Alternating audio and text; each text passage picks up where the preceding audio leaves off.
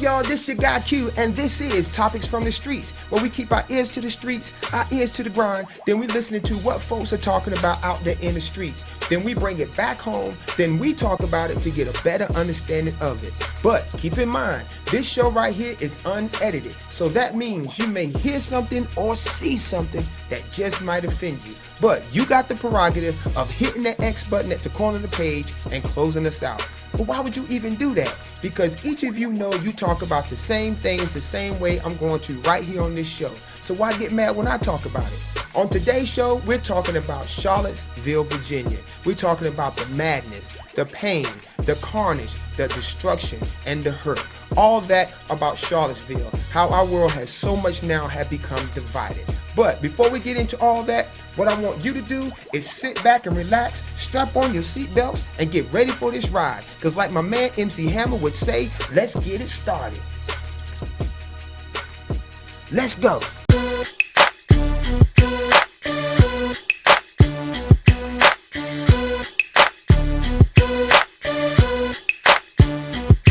What's up, y'all? Welcome to the show. Now, one thing we all can agree on, racism has been around for years and years, and it's never going to go away. Okay, racism is something that's going to be around like roads and tires and the sky and the sun. It's always going to be there. And our ancestors, my mother and probably your mother, his mother's father and father's uncle, have dealt with racism probably more than most of us have from back in the days of Abraham Lincoln and Martin Luther King and up to this current president we have right now. Okay, and Charlottesville, Virginia has removed the scab of a pain that we thought that was trying to heal just a little bit. But we know that racism is never going to go away. We just thought that it stayed under wraps some. But Charlottesville, Virginia has shown us that racism is still strong and still vibrant like it did back in the 60s and the 50s and the 40s when people owned slaves, okay? Now, just to get you up to speed a little bit, and then we're going to go to ABC News and Nightline to get you more up to speed, how this whole thing started. This whole thing started when a bunch of white supremacists and neo-Nazis marched on the college campus in Charlottesville, Virginia, protesting the removal of a statue by Robert E. Lee. Now, for some of you who don't know who Robert E. Lee is, I'm going to tell you. Okay, Robert E. Lee was an American general known for commanding the Confederate Army of Northern Virginia Civil War from 1862 until his surrender in 1865. Now, these protesters were against the removal of the statue, but they encountered some anti-protesters who were against them being there, who was against hatred, bigotry, prejudice, racism. So they end up clashing. Now, to get you more in depth of how this whole thing started and what happened, you know, and before I get more into this situation and tell you about some other stuff, let's go to ABC News and Nightline to get you up to speed. Let's go. Hate no longer hides behind hoods. This was the scene in the liberal college town of Charlottesville, Virginia, reminiscent of images from a dark American past. Hundreds of white nationalists from across the country descended upon the University of Virginia's campus ahead of a planned demonstration to protest the removal of the statue of Confederate General Robert E. Lee. They quickly clashed with counter-protesters, people from both sides ready to fight.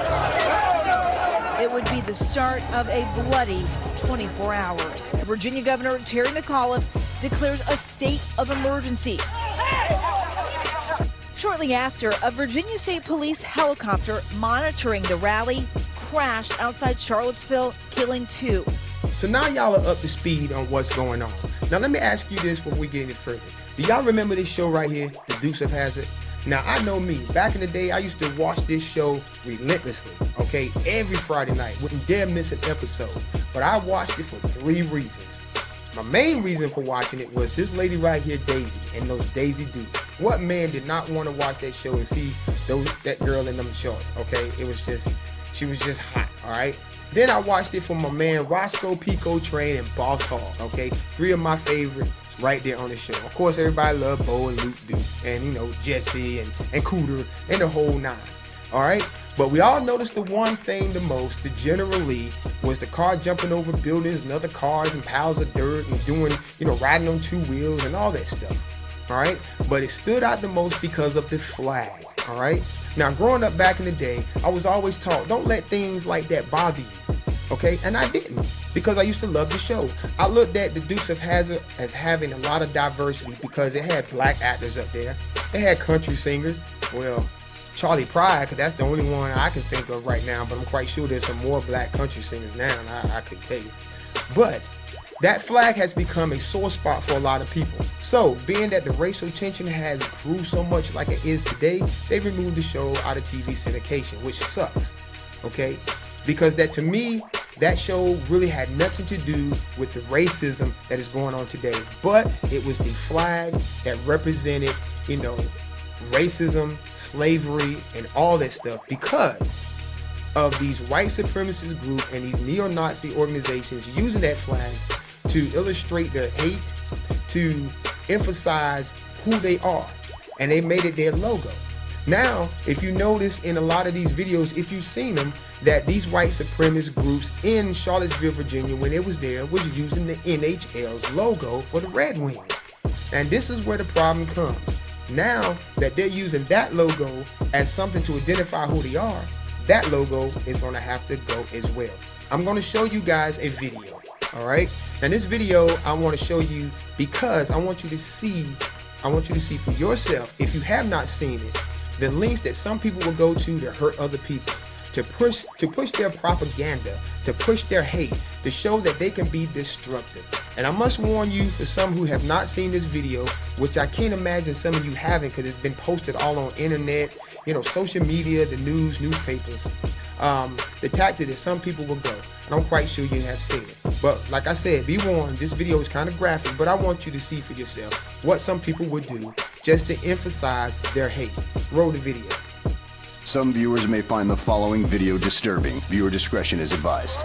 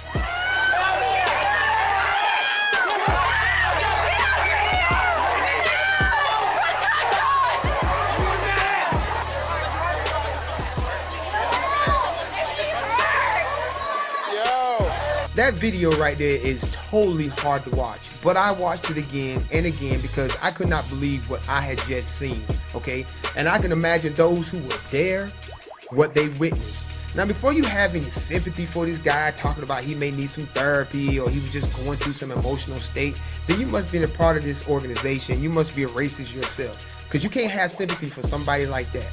Now, your president, now whoever identifies themselves with Donald Trump, your president failed to say this was a terroristic act. Now, as far as I can remember, and in reading about, anybody who uses a weapon of mass destruction to hurt other people or to cause havoc of that magnitude is considered a terrorist, and that is a terrorist act. But Mr. Trump wants to call it only murder. Why is that?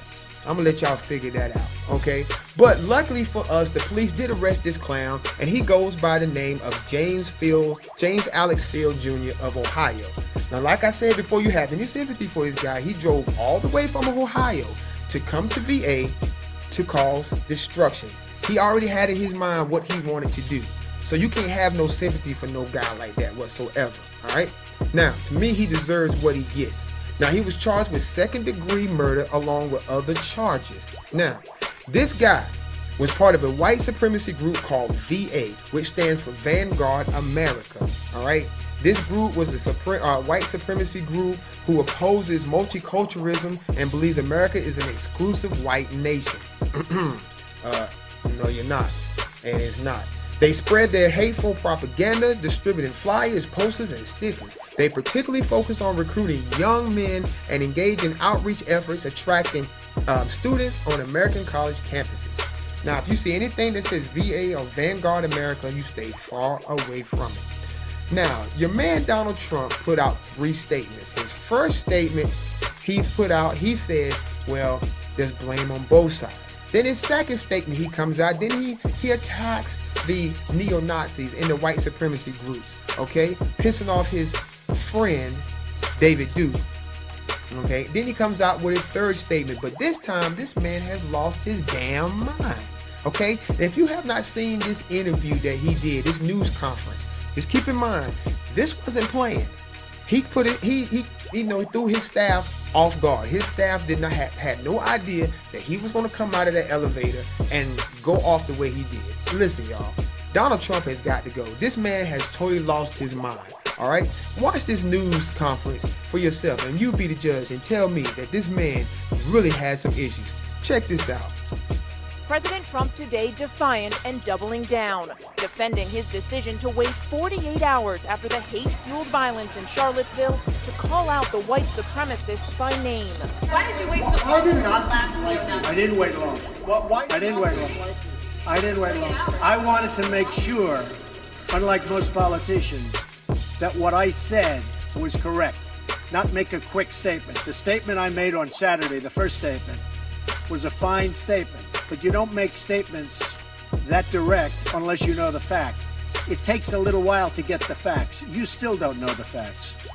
And it's a very, very important process to me, and it's a very important statement. As I said on, remember this, Saturday, we condemn in the strongest possible terms this egregious display of hatred, bigotry, and violence. It has no place in America. And then I went on from there. With the backlash growing, the president did not address the fact that the First Lady, his daughter Ivanka Trump, and the Vice President all condemned the racism before he did. So making the statement when I made it was excellent. In fact, the young woman, who I hear is a fantastic young woman, her mother wrote me and said, through, I guess, Twitter, social media, the nicest things, and I very much appreciated that. But the fallout has been swift. At least 5 members of the president's manufacturing council, several top CEOs, all leaving. For them, the cost of doing business with the Trump administration now seeming to outweigh the benefits. The CEO of Walmart said you missed a critical opportunity to help bring the country together. Did you?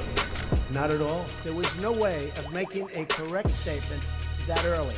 I had to see the facts, unlike a lot of reporters. Mr. President, I didn't know David Duke was there. I wanted to see the facts. And the facts, as they started coming out, were very well stated. In fact, everybody said his statement was beautiful. If he would have made it sooner, that would have been good. I couldn't have made it sooner because I didn't know all of the facts. Frankly, people still don't know all of the facts. What about the alt-left that came charging at the, as you say, the alt-right? Do they have any semblance of guilt? Let me ask you this. What about the fact that they came charging with clubs in their hands, swinging clubs?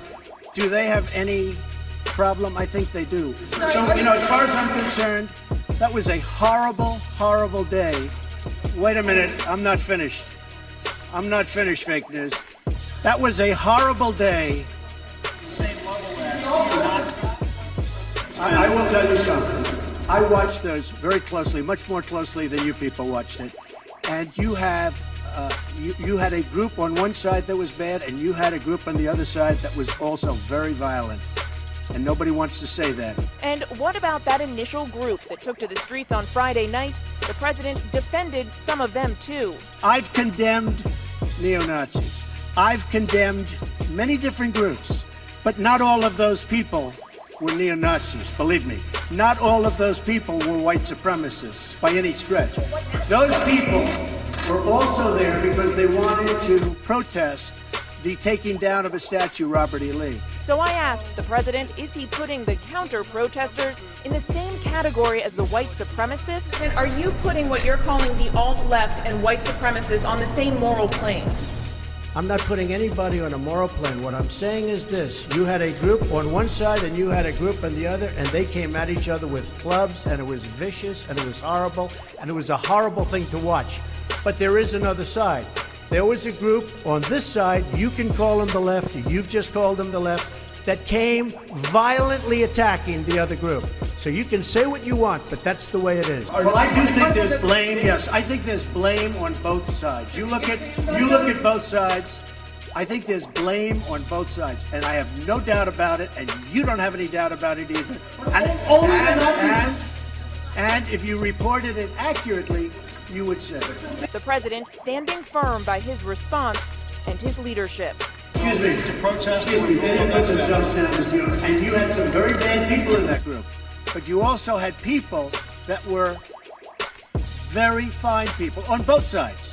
What did I tell you? This man don't went commando. See, Donald Trump is the type of person to me that he don't want nobody to be defiant against him. Either you stand with him or you against him. And if you piss him off, he's gonna be like a little teenage kid and go to Twitter and start cussing and fussing everybody out and calling people by names. But as long as you kiss his ass, you're okay.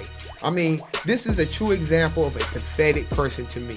All right. Now, people probably attack me because I'm going after Donald Trump. But it is what it is. And I don't like the man. But anyway, moving on from that. But his friend, David Duke, put out a statement. Do you want to know what he said?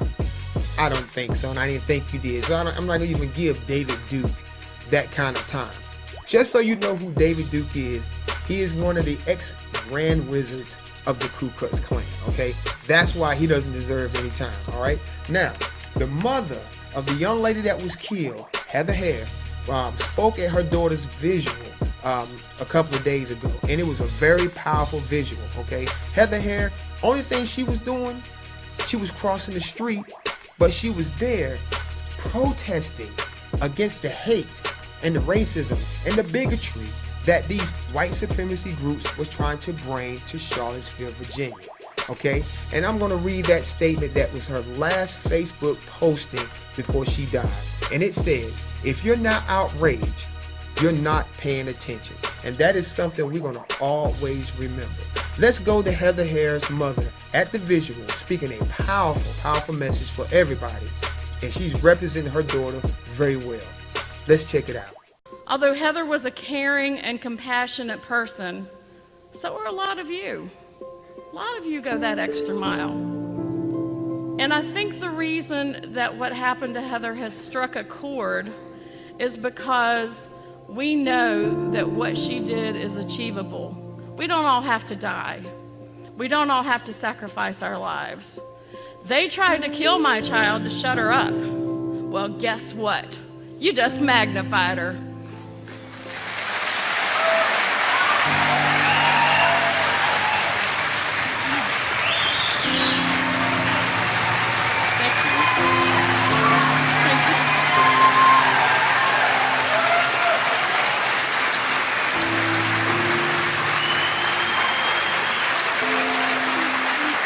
I want this to spread. I don't want this to die. This is just the beginning of Heather's legacy. This is not the end of Heather's legacy. You need to find in your heart that small spark of accountability. What is there that I can do to make the world a better place? The conversations have to happen. That's the only way we're going to carry Heather's spark through. So remember in your heart, if you're not outraged, you're not paying attention. And I want you to pay attention, find what's wrong, don't ignore it, don't look the other way. You make a point to look at it and say to yourself, what can I do to make a difference? And that's how you're going to make my child's death worthwhile. I'd rather have my child, but by golly, if I got to give her up, we're going to make it count. Heather Hare, we will never forget your motto. If you're not outraged, you are not paying attention. Because of you, you brought so many people together. There has been so many vigils that I can't even count on one hand, okay? There's been so many across this country. And right here in Raleigh, North Carolina, there was another visual held at the Martin Luther King Memorial Gardens, and it brought everybody together. We had a chance to go out there and speak to some people and just be around people who just believe in love and come together and oppose racism and all this bigotry and hate that these white supremacy groups and neo-Nazi groups are trying to spit out there across this country. These people were opposing it. They came together. And like I said, we had a chance to talk to some people, and they were very passionate about bringing people together and their experiences with racism. Check it out. I've seen a lot of the things going on TV. It's really, I guess, hard to see, but I wanted to come out and be a part of this with the community and just show my support in a small way. I definitely do think that in this particular incident, the events were affecting African Americans, and that can extend also to the Hispanic community, absolutely. I'm just up against racism. I cannot stand racism. My mom never raised me to hate no man for anything that they do. We just wanted to get involved. We heard about the vigil last night in Durham, and we're from Durham. It's just too close to home for us not to stand up. You had people walking around with AR-15s and long guns and spewing hate and big, giant shields with nails sticking out. You had people with skateboards wrapped around so that they could hit people easier. It was frightening, it was horrifying, it was scary that this is still going on, that we're still talking about this. But this is not new, and the election didn't create this. It only unmasked the hatred and empowered the haters to come out and hate. The racism didn't start with Donald Trump, and it didn't end with Barack Obama. The racism has been here. The Nazis have been here. He only gave them the authority and the power to come out of their holes. I'm a part of a community of grassroots activists, and after Charlottesville, everybody was posting about vigils being held everywhere else but Raleigh. And it dawned on me that if I'm a part of the Democratic Socialists of America, we have a branch here in the capital city, and I realized that if we didn't put it on, nobody would. We don't believe there's such a thing as an alt-left. We believe that there are people who just feel much more strongly about certain issues than typical politicians. And the people who were affected by the violence in Charlottesville, they are people like us. They are people who put their bodies on the front line. Now, let's keep it 100, okay? Donald Trump has made America feel unsafe, okay? Every community, small city, large town has become a voice for his craziness. Even celebrities have chimed in on his ridiculousness. The late-night talk show host Jimmy Kimmel spoke of this man's craziness and foolishness on his show, and I couldn't tell it any better, all right? But it's kind of funny to me. He caught some backlash, but I wanted to share it with you. Check this out. The president is completely unhinged. The wheels are off the wagon and hurtling towards the moon right now. I have some clips to show you, and before I do, I want to say, clips are one thing, you know, they're edited down, we choose them for content, but if you get a chance, go online and watch the whole press conference from beginning to end. It's astonishing. The only thing I can compare it to is, remember when Mike Tyson bit Evander Holyfield's ear off? And then he bit his other ear off? This was the presidential equivalent of that. Trump wasn't even scheduled to take questions today. He was supposed to give a brief update on an executive order he signed to boost infrastructure, but reporters wanted to ask about his weak response to what happened in Charlottesville, and things went infrastructure nuts from there. Honestly, if the press were not fake, and if it was honest, the press would have said what I said was very nice. But unlike you and unlike the media, before I make a statement, I like to know the facts. That's right. He's very careful about that. Like the fact that Ted Cruz's father killed JFK and Obama was born in Kenya. He's a stickler for the facts. Okay, so... But you also had people that were very fine people on both sides. Very fine people on both sides. Let's look at some of the very fine people on the Trump side there. This is from the rally on Friday. Yeah. So here's the thing. If you're with a group of people and they're chanting things like Jews will not replace us, and you don't immediately leave that group, you are not a very fine person. And by the way, David Duke, who is a very fine former Grand Wizard of the KKK, tweeted, "Thank you, President Trump, for your honesty and courage to tell the truth about Charlottesville." When David Duke thanks you for your honesty and courage, something has gone awry. And, okay, it was his first week, you give him a break. So he gets in there, hires his daughter, he hires his son-in-law, demands an investigation of voter fraud, even though he won the election. He calls the Prime Minister of Australia and hangs up on him. He won't shake Angela Merkel's hand. He doesn't know Frederick Douglass isn't alive. He claims he can't release his tax returns because they're under audit, then says he's not going to release them at all. He signs a ban on Muslims that he claims isn't a ban on Muslims. He compliments the president of the Philippines for murdering drug addicts. Hours after a terror attack in London, he starts a fight with their mayor. After criticizing Obama for playing golf, he plays golf every weekend. He accidentally shares classified intelligence with the Russians. He tweets a typo at midnight, then wakes up and claims it was a secret message. He praises Jim Comey in October, calls him a coward in June. He fires him. He lashes out at his own attorney general for recusing himself from an investigation.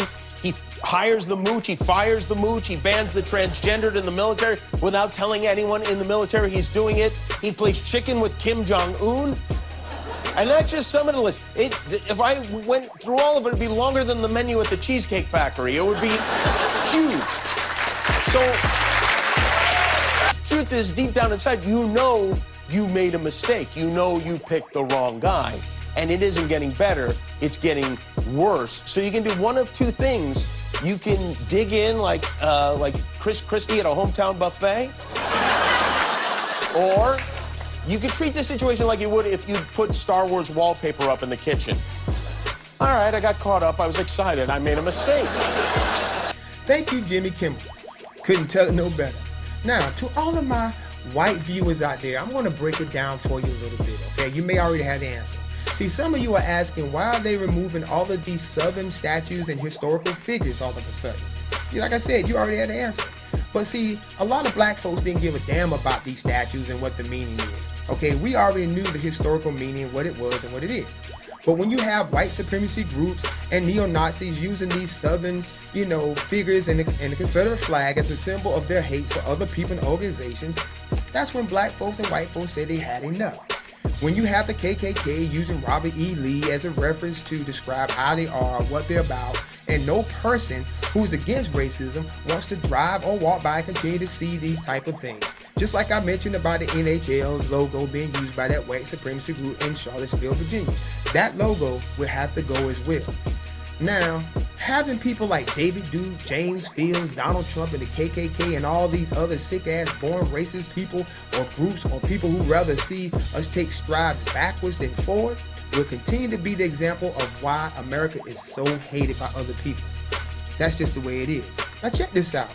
Donald Trump comes out with one statement in the beginning, condemning both sides, but putting most of the blame on the peaceful protesters. Then he comes out with a second press conference, this time condemning the white supremacy group. But I feel like it was scripted and he had to say it because of the backlash. So he didn't mean nothing by it. We knew who he was supporting. Then he comes out with a third press conference, which catch everybody off guard. He goes commando on everybody. See, Donald Trump is a hypocrite and he's truly pathetic. But the governor of Virginia came out with a press conference and he moved everybody. And he said what the commander-in-chief should have said from the beginning. But you know why Donald Trump didn't say it?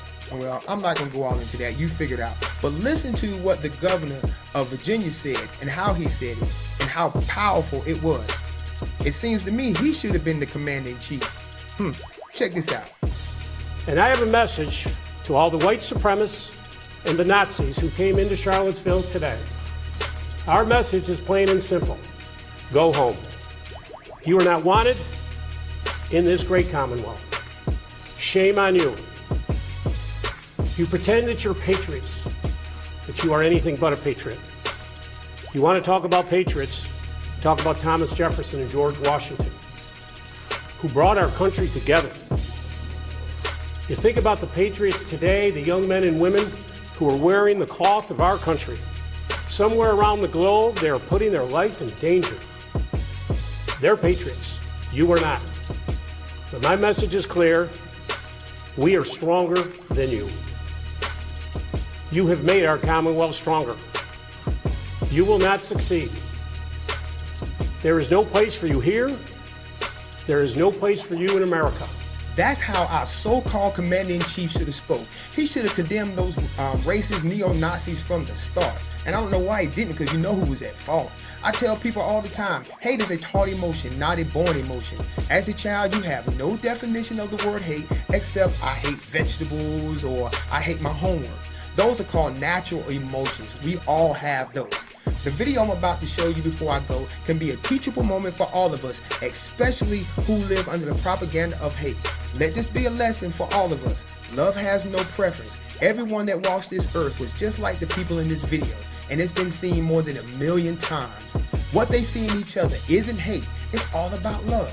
And I'm telling you now, it's beautiful. Check it out. So I sat down with these two besties and asked their mothers why they thought people are going so crazy over their little ones. All right, go ahead. You better give us some love.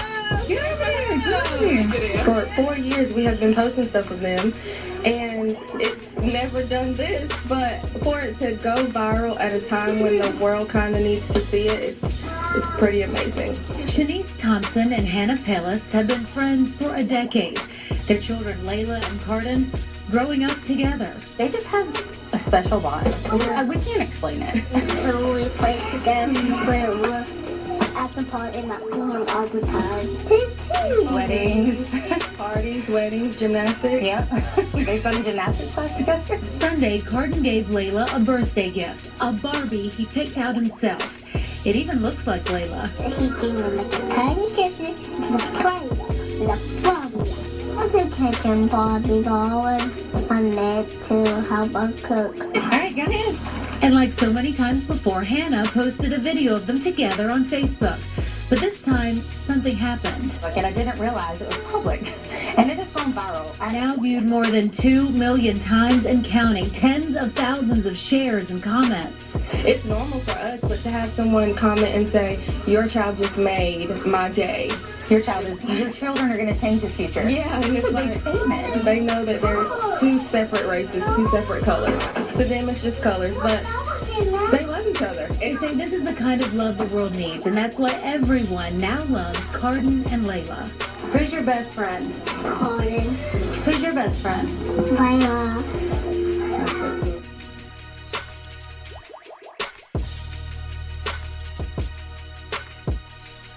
Those kids just made us as adults look real petty. I'm telling you, that's how you're supposed to be. I want to send a big shout to their parents for teaching them about love and not hate. That's how those kids need to grow up. If you got a story or subject you want us to talk about, all you got to do is hit us up on social media, baby. It's just that easy. You can connect with us on Facebook, Carolina Streets TV, our Instagram at Carolina Streets TV, Twitter at TV_streets, or you can subscribe to us right here on YouTube and get alerted the next time a show has posted. This has been your guy Q, and this has been another episode of Topics from the Streets. We'll holler at you next time. Peace.